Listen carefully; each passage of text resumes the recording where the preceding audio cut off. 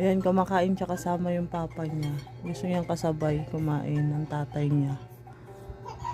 Kumakain din siya mag-isa. Puro kanin lang yun. Ayaw niya na itlog. Yung nahulog mo.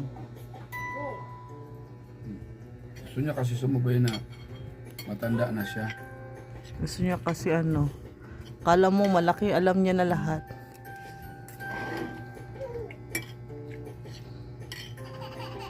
Pag tinanggal mo siya may upuan, away kayo.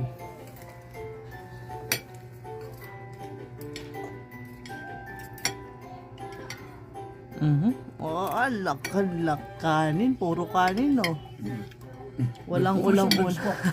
Oh, may siya, panulak tubig niya. Galing. Kape niya yun. Pag hindi na makuha, kanin pa. Hingi pa.